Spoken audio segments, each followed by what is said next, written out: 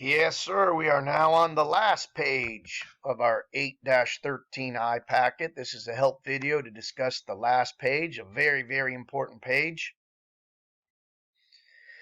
On this first set of questions, we're asked to determine if a reaction will occur, and if the reaction does occur, then you'll need to complete the reaction. In order to do this, you'll need your activity series, which is in 8-5. If you look at the bottom of the page with the single displacement or single replacement reactions, you'll see a copy of your activity series. If you do not have one, you can get them right online. If you just Google activity series of metals, you'll have a whole bunch of charts to choose from. So looking on the activity series chart for this first reaction, we need to see, is magnesium above iron? If it is above iron, that means magnesium can force iron out of the solution. Active metals can force less active metals to take their electrons. Here we have FeSO4, that's iron 2 sulfate. Aqueous means that this is a salt that has been pulled apart in solution. Floating around in this solution, we have the sulfate ion, which is 2 minus, and we have the iron 2, Fe2 plus floating around. And they introduce a piece of magnesium into that solution. Magnesium being more active, it will force the less active metal to take its electrons.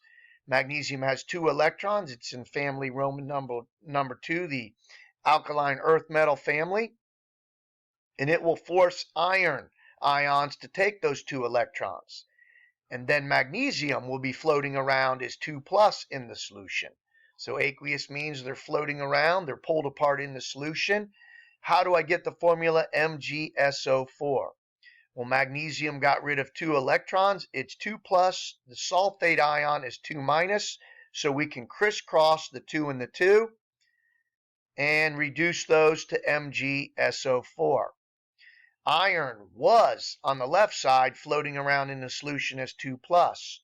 During the reaction, it acquired 2 electrons and became a neutral atom. Since it's neutral, it would no longer be able to float around in solution, nothing for the water molecule to hold on to. The polar water molecule needs charged ions to grab and hold in solution. The iron has nothing to grab onto, so it will precipitate out of solution. You can write that as an S, or you can put an arrow down indicating that it would precipitate out of solution. In the next reaction, they're dropping a piece of cobalt metal into a solution of zinc nitrate. So in this solution, we have zinc 2 plus floating around. How do I know zinc's 2 plus? If you find it on the chart, it's in the last column of the alkali, or the last column of the transition metals. It has a Roman 2 above it. Zinc has 2 valence electrons. Its S is full. It's S2D10. And then we have the nitrate ion, which you learned is 1 minus. So when they wrote the zinc nitrate formula, they crossed the 2 from the zinc down to the nitrate. The nitrate was 1 minus. They crossed it, the 1 down to the zinc. However, will this reaction even occur? If you look on the activity series, you'll see that zinc is above cobalt, meaning that zinc is more active than cobalt. Cobalt will not be able to force its electrons onto a more active metal. In the third reaction, we now have a nonmetal reacting with the solution of a salt containing a metal and a halogen. So we have a halogen reacting with the solution of a salt and halide, halogen ions floating around in it. This is sodium iodide. If we look on our activity series from 8-5, or if you look on the halogen activity series, you'll see that bromine is above iodine on the chart. The order goes fluorine most active. It's the smallest, strongest of the atoms. Then chlorine is a little bit bigger, so it's still stronger than the rest, but not quite as strong as fluorine. It's a 3O on the electronegativity chart. Bromine is above iodine. It is slightly smaller. It is stronger than iodine. If I recall, bromine's a 2.8, iodine's a 2.5. So we're saying that the bromine atoms will be able to pull electrons off the I minuses floating around in solution. This is Na plus and I minus. Halogens are 1 minus. So when the bromine is put in the solution, it will strip the iodines of the electrons and become 1 minus. So this is Br1 minus. The sodium stay 1 plus. They did nothing. They are spectator ions. And the iodines had 1 electron each, or had 1 electron that was ripped off of them. So they go back to I as atoms, and they both still need an electron.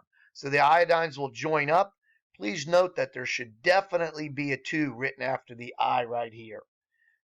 There should be a 2 after the I right here. Iodine is part of Brinkelhoff. It is a diatomic element, the same as Br2 is diatomic. There should be a 2 right after this. So please be sure that you add the 2 there. It is I2.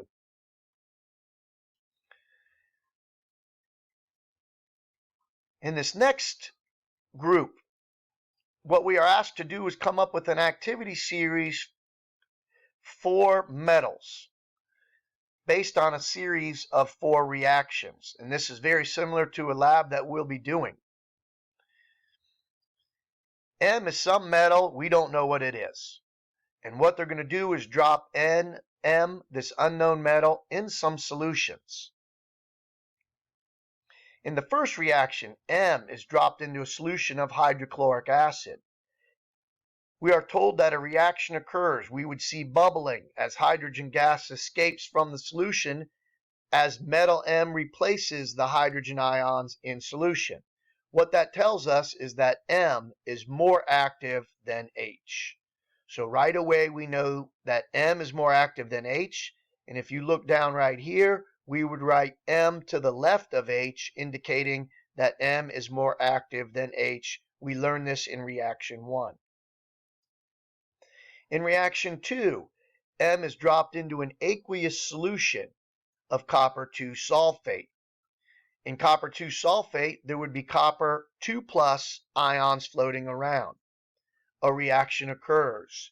What that tells us is that M is more active than copper. When you see a reaction occur, it means the metal you dropped in is more active than the metal that was in solution. We now know that M is more active than Cu. So M would be written to the left of Cu. However, at this point in time, we do not know from the series of reactions whether hydrogen or copper is more active.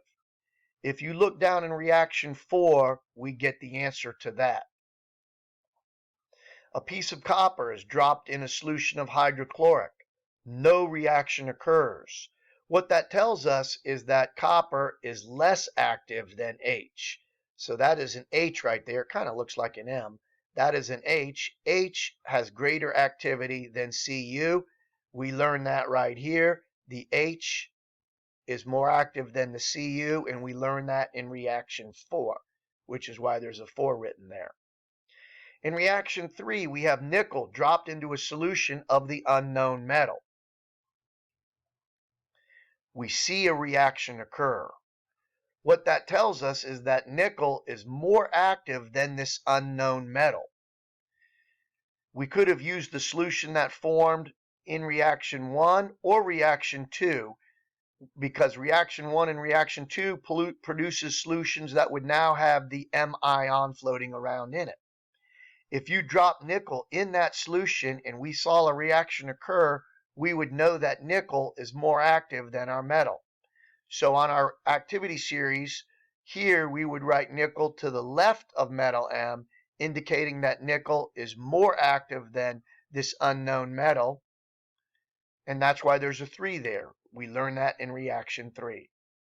Hopefully that explains page 4. And if you have any other additional questions, please don't hesitate to email me. If there's something that I didn't discuss or explain fully, I'll be happy to continue and explain it to you. Good luck, and thanks for checking out this video.